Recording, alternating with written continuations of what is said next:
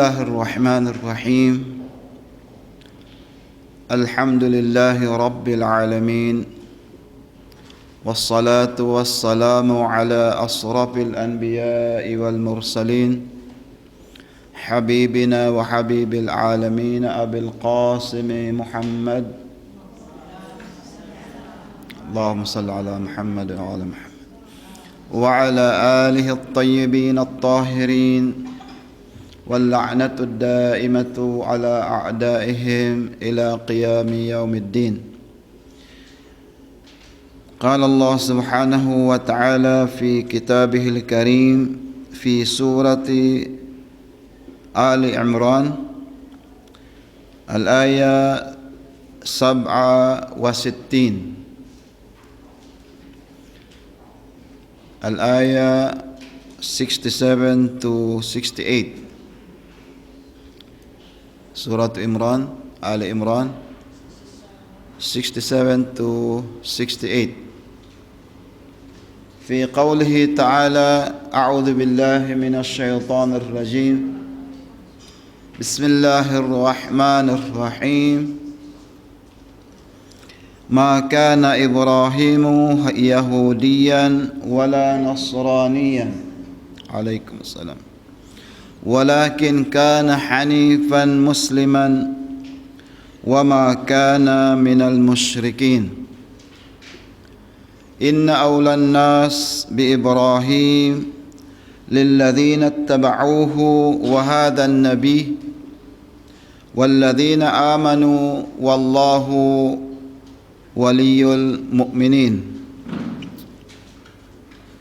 صدق الله العلي العظيم. Surah Al Imran, verse 67 to 68. Surah Al Imran, verse 67 to 68. Ang topic natin ngayon ay tungkol sa talambuhay ng Nabiullah Ibrahim alayhis salam, o kung tawagin sa Kristiyano, Abraham ala nabiyina alayhimussalam. Itong kisa na ito ay palagi nating naririnig sa mga mimbar at palagi rin nating naririnig, nababasa o naririnig sa mga telebisyon na kung saan palaging binabanggit ng mga Kristiyano o kaya mga Muslim dahil ang Nabiullah Ibrahim alayhis salam o kaya Abraham ay tinagurian siyang Abul Anbiya, yani siya ang ama ng lahat ng mga propeta, Abul Anbiya, at siya rin ang pangalawang Ulil Azam, yani yung mga propeta, yung 5 propeta na nabigyan ng sharia o kaya hukuman na kung saan ang karamihan sa mga propeta ay sa kanila sa sharia o kaya sa hukuman na naiparating sa kanilang Allah subhanahu wa ta'ala na kumukuha. At yansibu al-Islam, yansibu dinihim ila nabiyina Nabiullah Ibrahim alayhis salam. At ang lahat ng din o kaya yung paniniwala na dala-dala ng mga propeta ay yansibu ilayhi, yani parang sa kanya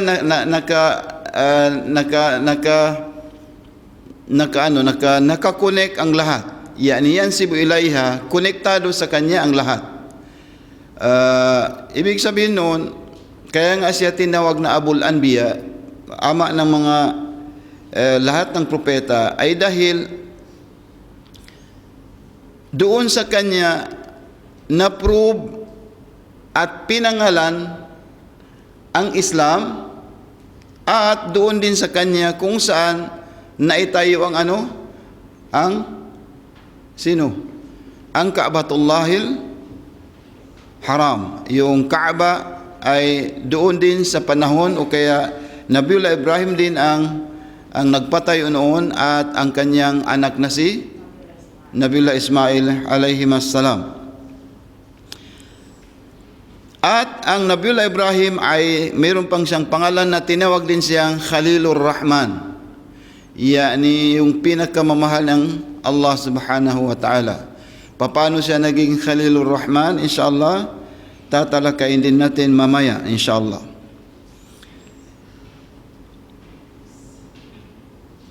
Ang dinul Islam, ang agama ng Islam ay tumayo o kaya nagiging tanyag sa pangunguna o kaya sa pangunguna ng Nabiullah Ibrahim alayhis salam, kung saan sinabi ng Imam Ali alayhis salam, sabi niya, ma ala din Ibrahim ghayruna wa ghayru si'atina. Itong din or agama na ipinarating ng Nabiullah Ibrahim alayhis salam sa atin lahat ay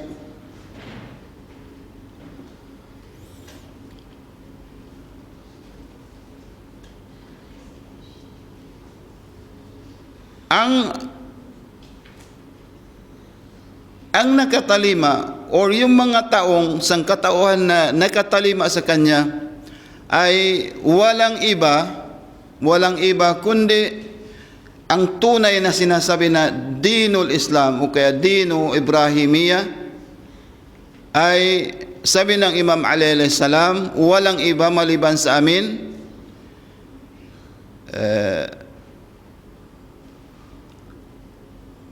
gayruna wa gayru syiatina. Ang tinatawag na sabi niya na nasa din, nasa relihiyon ng Ibrahim, ay walang iba kundi kami. Yani representing na relihiyon ng Ibrahim, yung tunay na relihiyon, ay walang iba kundi ang Rasulullah at saka yung Ahlul Bait ng Rasulullah. Kasi ang nagsabi niya, Imam Ali alayhis salam, qal annahu ma ala din Ibrahim ghayruna. Walang tumalima or walang nag-accept ng din maliban sa amin. Yung tunay na pagtalima ng relihiyon na yan ay walang iba kundi kami ang nangunguna, wa ghayru syiatina. Ang pangalawa, sino? Yung mga Shia namin. Ang pangalawang na nakatalima o naka-accept ng relihiyon ng Ibrahim, na tinatawag na relihiyon ng Ibrahim, yani Dinul Hanif. Baka narinig ninyong kahit yung mga ibang belief, ibang grupo na sinasabi nila na ang Dinul Hanif, yani yung din, relihiyon na kung saan tunay na relihiyon na galing sa Allah ay yung Dinu Ibrahim, yung Dinu Ibrahim. At yun sabi niya, sino? Ang Muhammad at saka ang Ahlul Bait niya. Sallu ala Muhammad wa ala Muhammad. Wa ghayru syiatina, at ang sumusunod na sa din na yan ay ang mga Shia namin. Matatagpuan natin ang sinabi ng Imam Ali sa Tahdhibul Ahkam. Tahdhibul Ahkam ng kitab Tahdhibul Ahkam, volume 4, page 145. So, yung sinabi ng Imam Ali alayhis salam, nagsasaad na ang Nabiullah Ibrahim alayhis salam, siya ay hindi Kristiyano. Di ba? At hindi din siya Yahudi. Hindi din siya Yahudi at hindi din siya Kristiyano. Matatagpuan natin yan sa Surah Ali Imran din, Yun ang sinabi ko kanina, verse 67 at saka 68. Sabi ng Allah subhanahu wa ta'ala, "Ma kana Ibrahimu Yahudiyan." Sabi niya, ang Nabiullah Ibrahim alaihissalam ay hindi siyang Hudyo, hindi siya Yahudi, hindi siya Hudyo. Wala Nasraniyan, at hindi din siya kabilang sa mga Kristiyano. So ano-ano ang relihiyon na dala-dala ng Nabiullah Ibrahim? At ano ang mensahe na dala-dala niya para ipaabot sa mga sangkatauhan? Ika nga, sabi ng mga Kristiyano na ang relihiyon nila ay nakukuha sa relihiyon ni Abraham, di ba? Pero ano ang sinabi ng Allah subhanahu wa ta'ala? "Ma kana Ibrahimu Yahudiyan wala Nasraniyan." Subalit walakin hanifan musliman, walakin kana hanifan musliman. Subalit sabi ng Allah subhanahu wa ta'ala, ang katayuan ng relihiyon ni Ibrahim, hanifan musliman, isa siyang tapat na Muslim, isa siyang tapat na nananampalataya sa ika-isa-isang Diyos, at yun ang Allah subhanahu wa ta'ala. So wama kana minal musyrikin, at hindi siya sumasamba o nagsasamba ng may katambal, musyrik, yani wala siyang kinikilalang katambal ang Allah subhanahu wa ta'ala, wala siyang nakikita o nakikilalang na ang Diyos na lumikha ng lahat ay mayroong katambal. Wama kana minal musyrikin. Ang Nabiullah Ibrahim ay hindi din kabilang sa mga taong nagsasamba na may katambal. So, sino ang pinakamalapit sa Nabiullah Ibrahim alaihissalam? Sino?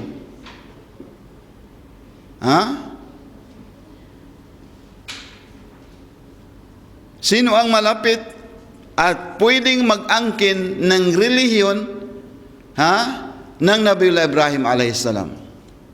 Sabi ng Allah subhanahu wa ta'ala sa 68 sa surat Imran, continuation ng ayat na yan. Sabi niya, "Inna awlan nas bi Ibrahim lilladhina tabauhu."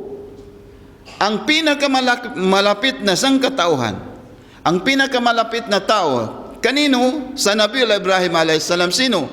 Alladhina tabauhu.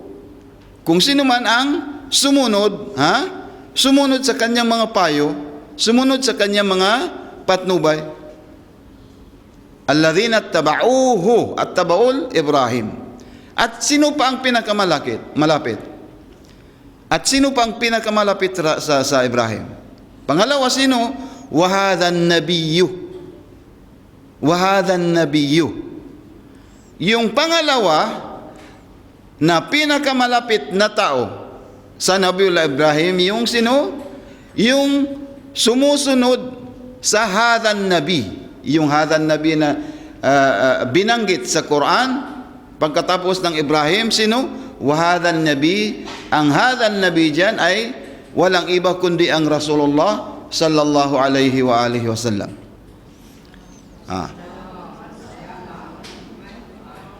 Yani ang pinakamalapit na manusia o kaya sangkatauhan sa Nabiullah Ibrahim, yung sumunod sa kanya at yung sumusunod sa kanino? Sa mga payo, sa mga patnubay ng hadhan nabi. At yun na yun ang Rasulullah sallallahu alaihi wa sallam. At pangatlo, mayroon pa. Ang pinakamalapit na tao sa Ibrahim, sino? Walladhina amanu. Walladhina amanu. Yung mga tao na meron silang paniniwala sa kanino? Yung sa mga Muslim. Yani walladhina amanu. At saka yung pangatlong grupo na malapit sa Ibrahim, yung mga taong nananampalataya. Pero sa riwayat, yung malapit sa Ibrahim, yung sumunod sa kanino? Sa wilayatu Aliyin ibn Abi Talib. Ang malapit na tao, yung sumunod sa Ibrahim alayhisalam, ang pangalawa ay sumunod din sa Prophet Muhammad. Ang pangatlo ay sumunod sa kanino? Sa wilaya, sa leadership ng Ali ibn Abi Talib alayhisalam, pagkatapos na bilang kahalili, bilang imam, bilang tagapatnubay pagkatapos ng Rasulullah. At yun sabi niya, ang lahat na yan, of course, walang nakikita ang lahat. Wallahu waliyul mu'minin. Ang tagapagtanggol ng lahat, ang tagapagtanggol ng lahat. Ang manabanggit natin, Ibrahim man or Rasulullah or yung mga amano, yung naniniwala, sila ay bilang daan, bilang tagapatnubay.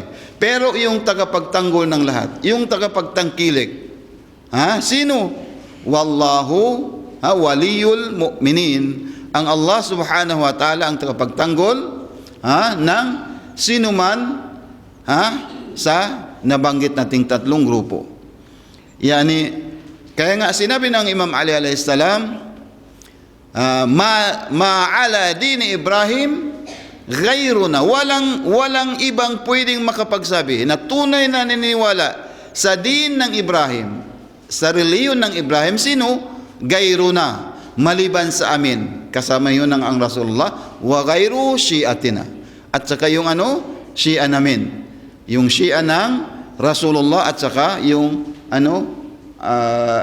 Ali ibn Abi Talib. Ano ang dahilan? Ano ang dalil mo? Itong ayat na sa Surah Al Imran, verse 67 to 68. Yung pinakahuling ayat na nabanggit natin, inna awlan nas bi Ibrahim lilladhina tabauhu.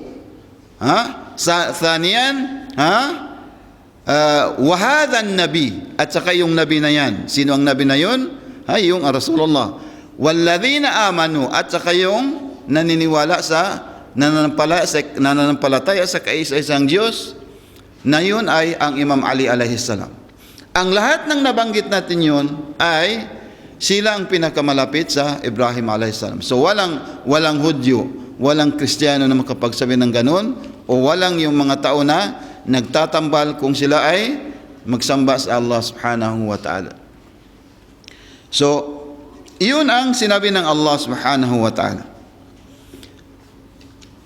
Ngayon pupunta tayo sa paano ang Nabiullah Ibrahim alayhis salam na pinanganak. Paano ang Nabiullah Ibrahim alayhis salam na pinanganak? Alam ng lahat na sa kapanahunan ng Nabiullah Ibrahim, sino ang kanyang tatay? Sino ang tatay ni Ibrahim alayhis salam? Ang nasa Quran si Azar, di ba? Azar.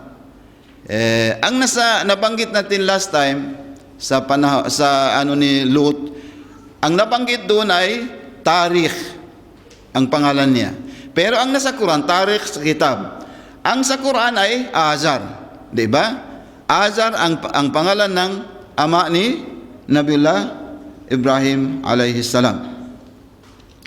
So, sa kapanahunan ng Nabiullah Ibrahim alayhis salam, paano siya pinanganak at paano siya nakasurvive sa panahon ng Nabiullah, sa panahon na yun, sino ang malik?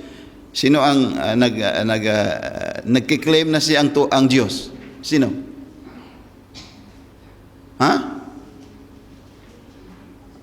Sabi na panahon ng Ibrahim.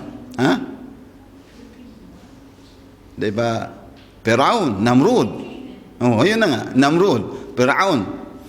Diba sa kapanahonan niya, ang lahat ay bilang bilang alipin. Alam natin yun na walang tumatayo na bilang na tao na mayroon siyang halaga or anuman.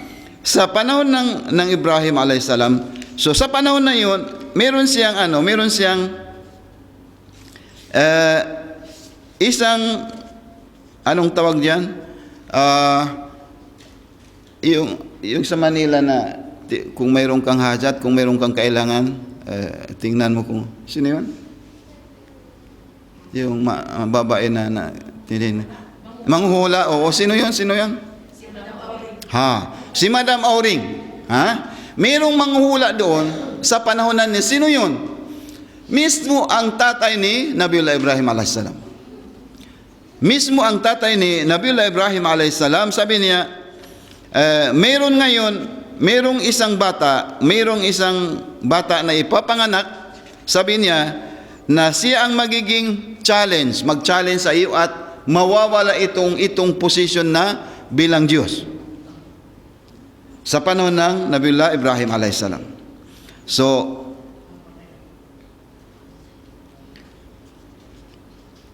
ano ang sinagot ni Namrud o kaya si Firaun? Sabi niya, itong taon na ito, saan natin ito matatagpuan? Saan natin matatagpuan? Sabi ni Azar, yung tatay ni Ibrahim, sabi niya, matatagpuan dito mismo sa iyong lugar. Ha, sabi niya, kung ganon, delikado tayo. Sabi niya, okay, i-kolekta ang lahat ng mga babae, i-kolekta ang lahat ng mga babae, ipunin sila, at tingnan kung sino ang buros, yung buntis. Yung mga buntis, tingnan. Subhanallah. Anong gagawin sa mga buntis? Oo. Titingnan kung sino ang buntis, Kung mayroon ipapanganak na lalaki, automatic na papatayin ka agad. Pero hindi na sila makapaghintay. Lahat ng buntis, anong tawag doon? Operahan at kukunin na ang bata sa loob. Yan sa kapanahonan dahil sa panghuhula ni Azar. Itong si Azar, maliban sa kanyang panghuhula, siya rin ang gumagawa ng Diyos nila. At ang nagbibinta yung mga anak niya babae. Yung mga anak niya babae. So ano ang ginawa ng ina o kaya yung nanay ni Nabiullah Ibrahim alaihissalam? So sa panahon na yun, sabi niya, parrakal rijal wan nisa, yani siniparate ang mga babae at saka lalaki. Okay, ang babae tiningnan kung mayroong buntis, yun kaagad ooperahan at kukunin ang bata. Isa yun sa mga yung crackdown ng Namrud, dahil sinabi ni Azar, mayroong isang bata na ipapanganak, mag-challenge at yun ang makakapaalis sa iyo. Yun ang wawasak sa iyong relihiyon. Sabi niya, pinanganak na? Hindi pa. Sabi niya, hindi pa. Kaya nga, kinolekta inipon ang lahat ng mga babae sa panahon na yun. So anong nangyari? Si Sarah at that time ay yung nanay niya at that time, sino? At that time, buros, buntis na siya at that time. Pero yung pagkabuntis ng kanyang nanay ay hindi lumalantad, hindi halata. Tingnan mo naman kagaya rin sa panahon ng, sino? Sino pa yung isa na? Okay, Nabiullah Isa alayhisalam. Meron pang hindi nabi. Hindi nabi na yung pagkabuntis ng kanyang nanay ay hindi halata. Hindi nabi, hindi propeta. Hindi propeta. Kasi ito si Nabiullah Ibrahim, hindi halata ang pagkabuntis niya. Ngayon, meron isang hindi propeta, pero dahil kahawig ng kapanahunan ni Nabiullah Ibrahim at saka sa kapanahonan ni Nabiullah Musa alaihissalam. Sino yun? Sino may gift? Sino yun? Yung hindi halata. Sino? Imam yun, imam. Sino yun?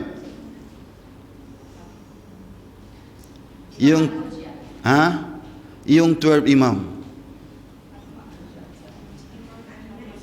Yung 12 imam. Si Narges. Hazrat Narges 'Di ba? Yung tatay ng Imam Zaman, nanay ng Imam Zaman, dahil sa kapanahunan ng Abbasid, lahat din ng buntis ay inipon nila lahat sa isang palas para patnubayan kung sino ang manganganak na lalaki. Yung manganganak na lalaki, yun ang magiging 12 imams. Alam yan ng lahat, nandyan din sa sa Biblia. So, ang walang pinagkaibahan, yung pagkapanganak ng 12 imams kisa sa pagkapanganak ng Nabiullah Ibrahim alayhisalam. Okay. So, isa sa mga custom, practice ng sa kapanahonan ni Firaun sa Nimrod, kung mayroon nagre-regla ay sumisiparate sa lalaki. Isa yan sa mga custom or practices sa kapanahonan nila. So ngayon, meron siyang reason ang nanay ng Nabiullah Ibrahim alayhisalam, meron siyang reason para umalis sa kanyang asawa na gumagawa ng Diyos. Gumagawa ng Diyos. So, isang araw, nagpaalam siya sa kay Azar, sa tatay ni Ibrahim. Sabi niya, ngayon malapit na ako magkarigla. Maghingi ako sa iyo ng kapahintulutan na separate mo na ako ngayon for how many days. Anong ginawa niya? Pumasok siya sa cave. Sa cave. At doon siya nanganak kay Nabiullah Ibrahim alayhisalam. So isang babae pupunta sa cave, nandoon ang lahat ng kapahamakan, di ba? At ang masama pa doon, iiwanan na yung bata. Dapat magbalik siya sa kanyang asawa, di ba? So nang pinanganak, dahil hindi halata man ang kanyang tiningnan ng asawa, wala naman, hindi malaki ang tiyan. Hindi din malaki ang tiyan, wala ding alamat, tanda na manganganak siya. Pero naramdaman niya na sa panahon na yun, manganganak siya. First yun ng Julhijjah. First of Julhijjah, yung 12 months ng Hijrah calendar, di ba? Yung last month ng Hijrah calendar ng Muslim, Julhijjah man yun. First ng Julhijjah, pinanganak ang Nabiullah Ibrahim alayhisalam. Yung gabi ng Julhijjah na yun, nagpaalam siya sa kanyang asawa na at umalis, pumunta sa lungab, sa cave, para idaraos ang kanyang panganganak. Nang dumating doon, nanganak siya, at papaano ang pagkain ng bata? Papaano ang laban? Ano yung laban? Yung gatas. No? Mismo yung ibham. Anong ibham? Ito ang nagiging yung dito lumalabas ang gatas na pinaano sa Nabiullah Ibrahim alayhisalam. Dahil yun sa mu'jiza o kaya miracles sa kagustuhan ng Allah subhanahu wa ta'ala, kumakain ang Ibrahim sa kanyang mismong tamp. Anong sa Tagalog? Ito. Tamp. Hinlalaki. Hinliliit. Yan. So anyway, kumakain ang Nabiullah Ibrahim sa kanyang sa kanyang galamay, at umuwi naman ang ina sa kanyang sa bahay at umaalis para lang bisitahin. Tumagal ang ganong situation sa loob ng 13 years. Hindi bumalik ang bata at hindi nakita ng kanyang 13 years hanggat umabot ang edad ng Nabiullah Ibrahim alayhisalam sa 13. Hindi bumalik sa bahay hindi dinala ng nanay sa bahay dahil the time na makikita ni Namrud at saka ang kanyang tatay, di anong mangyayari? Papatayin niya hanggat tumagal sa 13 years. Isang araw, Ito ang katayuan ni Nabiullah Ibrahim alaihissalam. Sabi niya sa kanyang nanay, isang araw sabi niya, nanay, dalhin mo na ako doon sa bahay natin. Wala ba tayong bahay? Wala ba tayong bahay, sabi niya. Sabi niya, meron. Bakit hindi ba ako dalhin, sabi niya. Ha?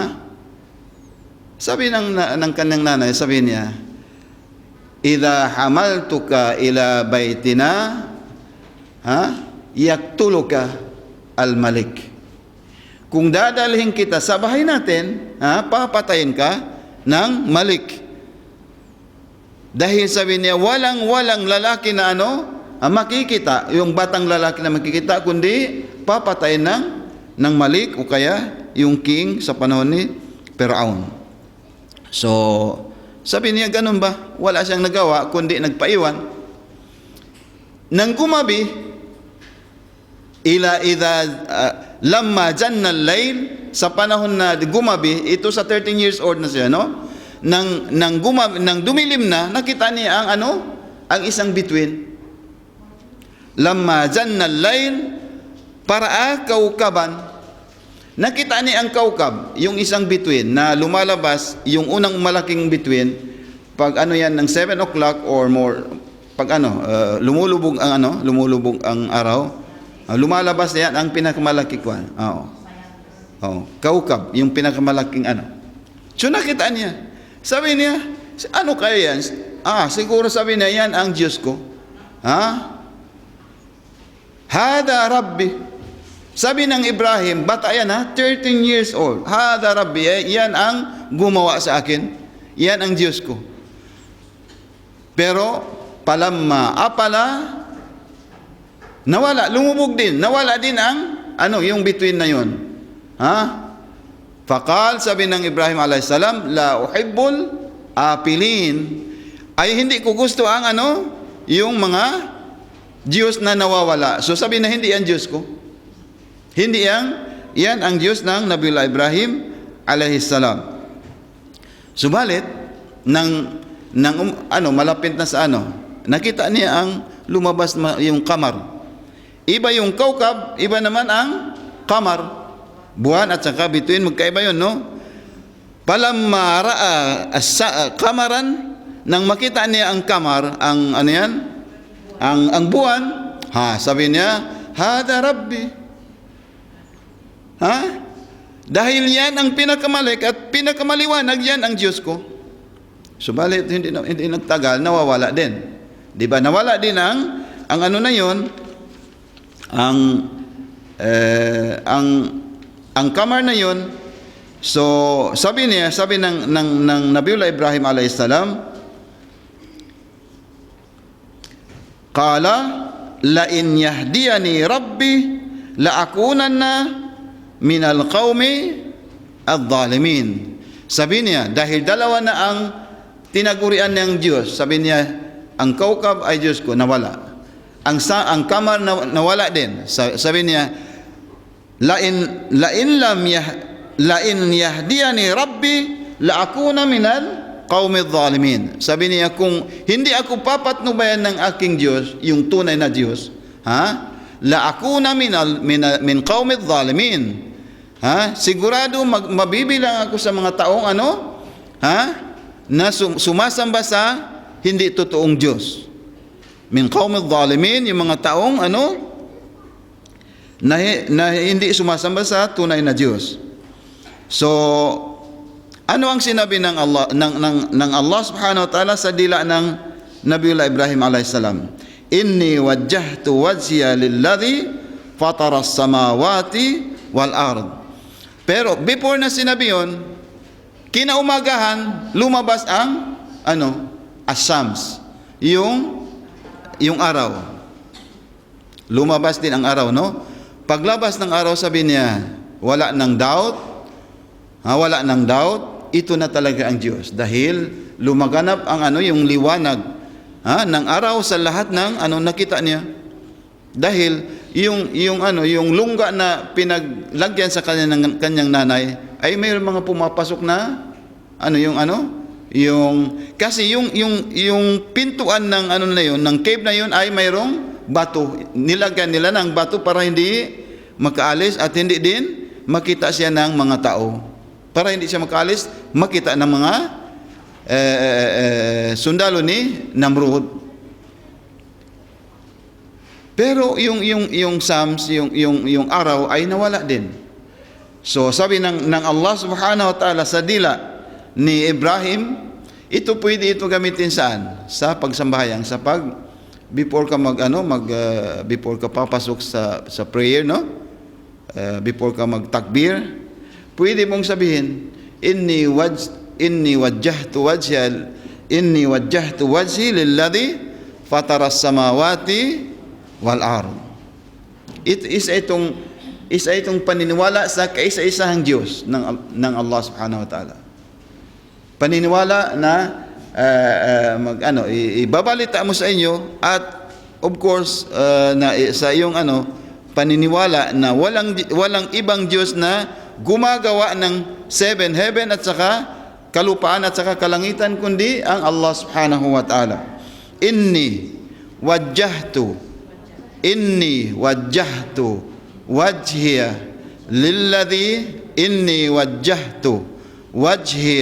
lilladhi fatara samawati wal ard. Fatara samawati wal ard hanifan muslima. Yani ikaw mismo ang magsasabi sa Allah Subhanahu wa Ta'ala na ako ay isang matapat na Muslim, at ihaharap ko ang aking mukha, ibabaling ko, inni wajjahtu wajhiya lilladhi, ibabaling ko ang aking mukha, kanino?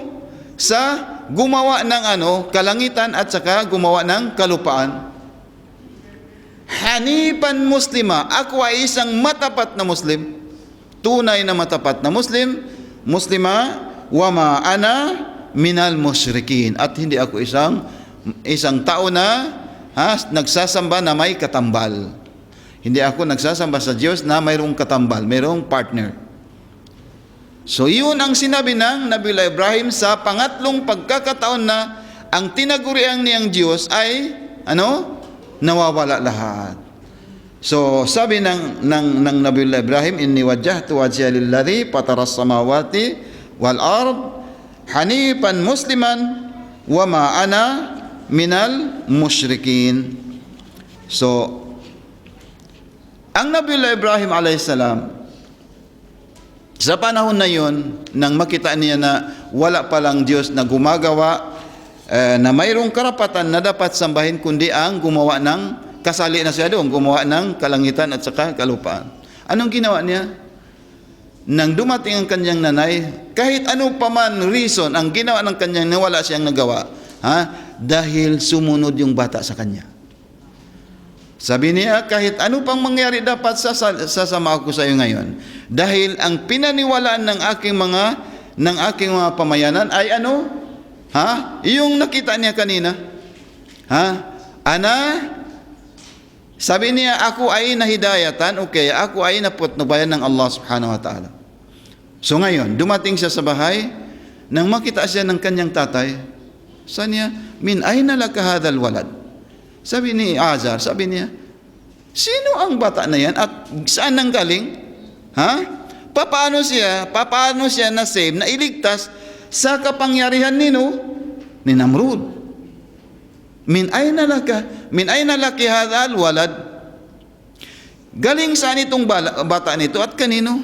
Ano ang sabi ng kanyang asawa? Hadha ibnuka. Yan sabi niya ay ang iyong anak. Sabi niya, paano? Parang nabigla ang kanyang tatay dahil nang tingnan niya ang bata, kaparehas niya, at saka yung alam mo naman ang dugo, no? Ang dugo tumatawag sa kanyang dugo din. Sariling laman kasi. Although mayroong hadis na ang Ibrahim ay ang Azar hindi niya tunay na dugo. Mayroong riwayat na ganon. Pero ang nasa Quran, ang pagtawag doon ay tatay niya mismo. Sabi ng ni Ibrahim, pinagalitan ni Azar, sabi niya, pinagalitan ng kanyang asawa, sabi niya, bakit hindi mo sinabi sa akin? Alam mo ba kung anong mangyari kung makita ni Namrud, ni Firaun na itong bata ay lumalabas galing sa ating pamamahay, sabi niya, bayaan na natin. Kung makita niya, kung makita niya, pabayaan mo ako ang mag-reason sa kanya. Ako na ang bahala na makikipagtalo sa kanya. Pealan, sabi ni Ajar, tuwing nakikita na yung bata, di mo na napamamahal sa kanya. Dahil ang Nabiullah Ibrahim a.s. nandun sa kanya ang lahat ng yung mabuting anak at sumusunod sa kagustuhan ng mga parents. Iyon. Nakita talaga ng Namrud. Sabi pinatawag yung bata at saka pinatawag din si Azar. Sabi ni Namrud. Sabi niya, galing saan? Kaninong bata ito? Itong gulam, kaninong bata? Sabi niya, anak ko yan. Nabigla kaagad ang king. Sabi niya, papaano mo na itago sa akin? Papaano mo na itago sa akin ang bata na yan? Sabi niya, hindi ako ang may kagustuhan dyan, ang aking asawa. Masya Allah. Dahil isa siyang minister, Wazirul Malik. Ang Azar, yung tatay ni Ibrahim ay isa siyang minister ng Firaun. At tagahula, no? So anong mangyayari? Sabi ni Firaun, sabi niya, bakit mo itinago sa akin ang bata na ito sa asawa? Sabi niya, tinago ko yan sa iyo dahil natatakot ako. Papatayin mo ang bata, ang anak ko. Sabi niya, so ngayon, lumalabag ka na sa kagustuhan, sa batas na ginawa ko, na ako ang Diyos ng lahat. Sabi niya, hindi ako lumalabag sa batas mo. Pero anak ko yan.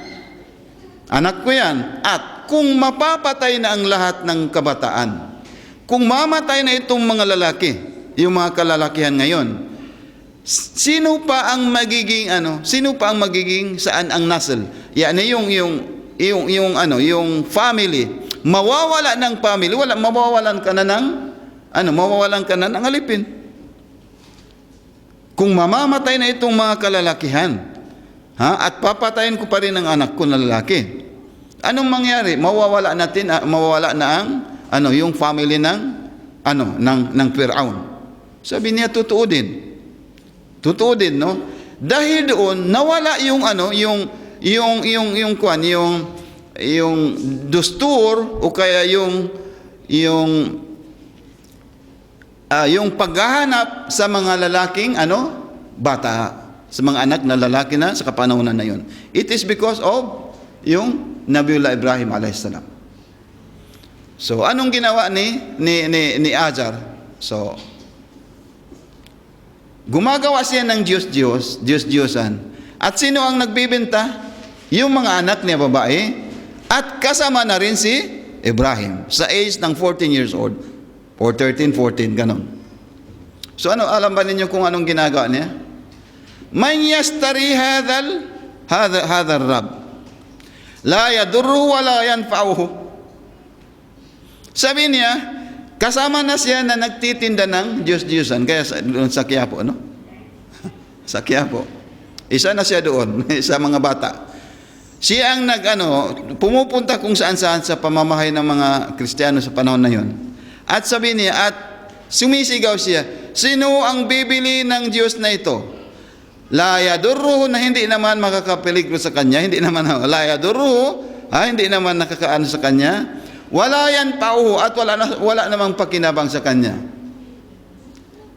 Ganun ang sinisigaw ni Ibrahim a.s. Pealan, ano naman itong mga babae, kapatid nga nila, sinusumbong kay sa tatay. Sabi niya, ito ang ginagawa ni Ibrahim. Sumisigaw. At alam ba ninyo kung anong ginagawa ni Ibrahim? Inilalagay yung doon sa loob ng tubig. Pagdating sa bahay, doon sa tubig, sa kahit ano. Tapos sabi niya, takal lang, magsalita ka. Naririnig ng kanyang mga kapatid, huwag mong gawin yan, Diyos natin yan.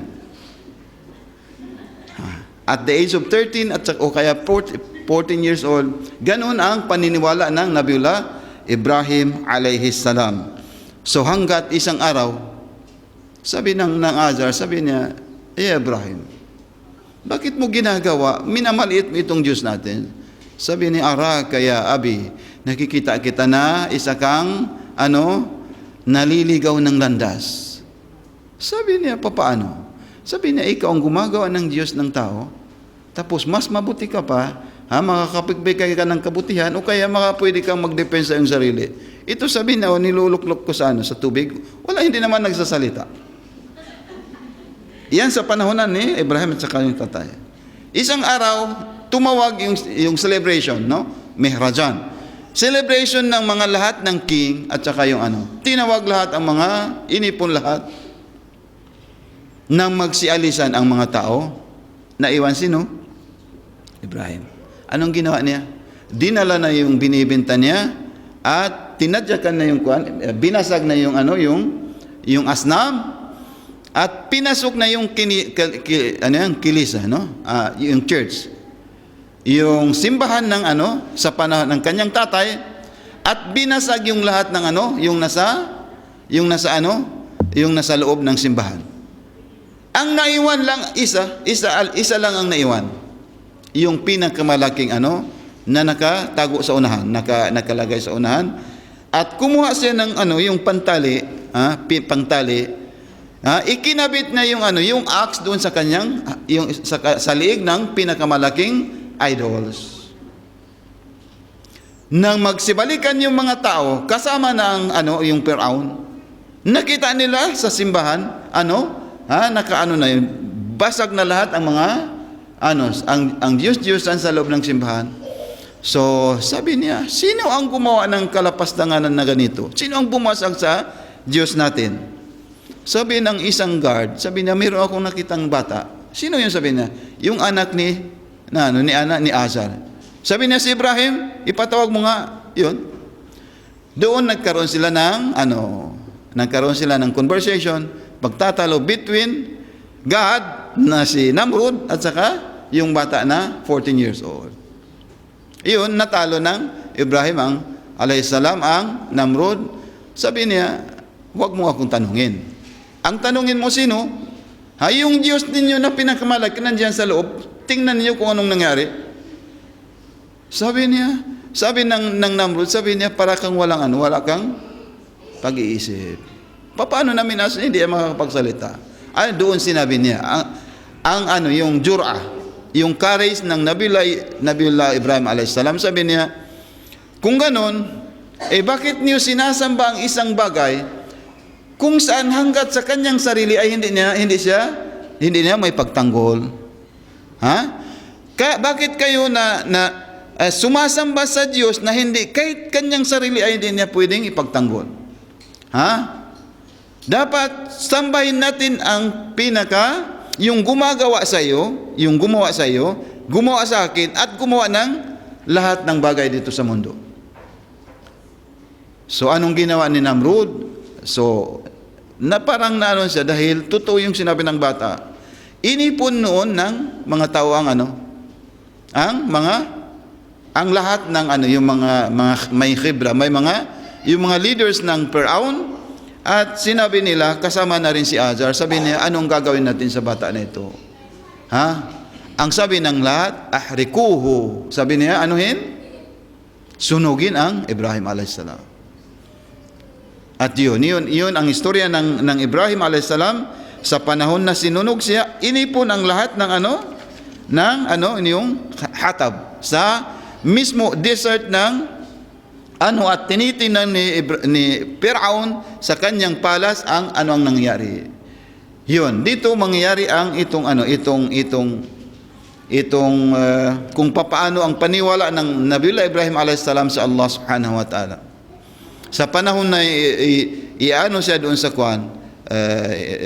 ihahagis doon sa apoy. Alam mo ba kung ano ang sinabi ng Ibrahim? Mismo ang Nabiullah Ibrahim, mismo ang Jibril alayhi salam ang pumunta sa kanya. Ya Ibrahim, Alaka haja? Sabi ng Jibril alayhis salam, ya Ibrahim, meron ka bang kailangan? Sabi niya, amma laka pala. Sa iyo wala akong kailangan, pero sa Rabbi, sa Diyos ko meron. Binigay sa kanya ang singsing. Ang singsing, no? Parang ganito yun. Pero hindi naman ito. Hindi naman ito, no? Parang ganito lang. Parang. Ang nakasulat, nakahugis doon ay, sino na nakakaalam? La ilaha illallah Muhammadun Rasulullah. Yung singsing na yun. Bakit Muhammad? Allahumma salli ala Muhammadin wa ala Muhammad. Ang nakahugis doon, nakasulat ay, yun sinabi natin. At mayroon pang isa, alja'tu dhahri ilallah. Kung pwede niyong isulat ninyo, dahil pwede itong sabihin ninyo or banggitin niyo before you left your houses. Before you leave from your own houses, pwede mong sabihin ito. La ilaha illallah Muhammadun Rasulullah, Allahumma salli ala Muhammad wa ala Muhammad. At i-continue mo, alja'tu dhahri. Alja'tu dhahri. Jahri. Alja'tu jahri ilallah. Alja'tu dhahri ilallah wa asnadtu ilallah wa fawwadtu amri ilallah. Alja'tu dhahri, itong aking likod, yani magdepend ako sa Allah subhanahu wa ta'ala, ibibigay ko ang aking sarili ilallah. Alja'tu dhahri ilallah, ibibigay ilallah. Wa asnadtu, yung asnada yani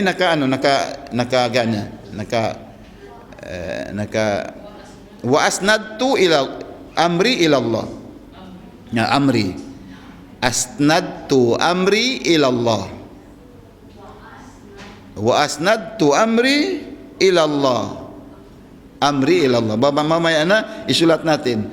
Wa fawwadtu amri ilallah. Yan ang binigay ng Jibril sa kanya sa panahon na inihagis siya sa yung pinakamataas na apoy. Mamaya ulitin ko, mamaya yun, inshallah. Fawwadtu amri ilallah. Fawwadtu, ibig sabihin ng fawwadtu, ibibigay ko ang lahat ng aking sarili para sa kagustuhan ng Allah subhanahu wa ta'ala. Sa iyo ya Jibril, hindi, ayaw ko sa iyo, pero merong akong Diyos na gumawa sa akin at doon ko ibibigay ang aking sarili. So anong nangyari? Yun ang ayat na lumabas sa Suratul An'am. Suratul Anbiya 69, sabi ng Allah subhanahu wa ta'ala, kunu bardan wa salaman ala Ibrahim alayhis salam. Kunu bardan wa salaman ala Ibrahim alayhis salam. Sabi ng Allah sa apoy mismo, kunu bardan, o apoy, maging malamig ka kay Nabiullah Ibrahim, kay Ibrahim. Maging malamig ka, yani maging malamig ka bardan ala Ibrahim, doon kay Ibrahim. At alagaan mo si Ibrahim. Kunu bardan wa salaman ala Ibrahim, at alagaan mo si Nabiullah Ibrahim alayhis salam. So sa panahon na yun, doon dumating ang Jibril alayhis salam doon sa apoy mismo, at doon sila nakaupo sa loob ng apoy. Nakikita yun ng Namrud, ng Firaun. Nakikita yun ng Firaun kung anong nangyayari sa loob. Sabi niya, hindi man nasunog si Ibrahim, at mayroon pa siyang kasamang matanda. Yun ang Jibril alayhis salam. Paano siya nagiging Khalilur Rahman? Paano nagiging ang Ibrahim alayhis salam, tinatawag siya Khalilur Rahman, yani kaibigan ng Allah subhanahu wa ta'ala. Paano siya nagiging kaibigan? Isa sa mga hadis na nabanggit sa mga kitab, sabi ng Rasulullah sallallahu alaihi wasallam, bakit nagiging khalil o kaya kaibigan ng walang kaibigan, ginawang kaibigan na nakasulat sa mga kitab, kundi walang iba kundi sino? Si Ibrahim alaihissalam. Ibrahimul Khalil ang pagtawag doon. Yani ibilang kaibigan ng Allah subhanahu wa ta'ala. Bakit yun? Sabi ng hadis ng Rasulullah sallallahu alaihi wasallam, sabi niya, innama ittakhadha Allahu Ibrahim khalilan li'annahu lam yarid ahadan qat wa lam yas'al ahadan ghairullah. Kung meron siyang kinakailangan, hindi siya naghihingi ng tulong o kaya ng kanyang pangailangan sa kanyang kapwang tao. Hindi siya naghihingi doon. Doon diretso siya sa Allah subhanahu wa ta'ala na naghihingi ng tulong. Isa yun. Pangalawa, sabi ni Abi Abdullah alayhisalam, yung pang-anim na imam ng Ahlul Bayt, sabi niya, innama ittakhadallahu Ibrahim khalilan likathrati sujudihi. Bakit ginawa ng Allah subhanahu wa ta'ala, tinagurian siyang kaibigan ng Allah dahil sa likathrati sujudihi, dahil marami ang kanyang sujud, prostration sa Allah subhanahu wa ta'ala. So, palatandaan na siya isa siyang Muslim. At ano pa? Likasrati sujudihi walikasrati walikasrati salawatihi ala Muhammadin wa ali Muhammad. Allahumma salli ala Muhammad wa ali Muhammad. Bakit ginawa siyang Khalilur Rahman? Dahil marami ang kanyang pagpapatirapa at marami ang kanyang salawat sa Allah sa Rasulullah sallallahu alaihi wasallam. Yani, we can expect na yung maraming nagsasalawat, kahit kayo nasa kusina, yung mga sa mga amo nila, kahit anong ginagawa mo, huwag mong kalimutan ng magsalawat. Allahumma salli ala Muhammadin wa ala Muhammad.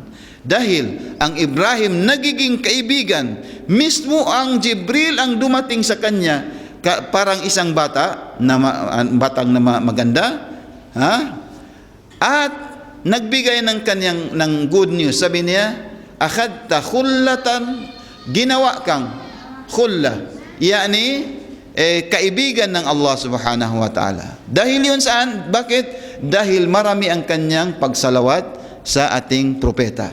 So huwag ninyong kaligtaan, palagi kayo nagsasalawat sa Allah subhanahu wa ta'ala, sa Rasulullah, para magiging kaibigan tayo ng Diyos insyaAllah, at para magiging malapit tayo sa Ibrahim, sa Rasul, at saka yung walladhina amanu, at saka yung isang tao na kung saan siya ang tagapagtangkilik, at saka tagapatnubay sa lahat ng mu'minin sa kapanahon natin ngayon. At yun ang Ali ibn Abi Talib alayhi afdalus salatu wassalam.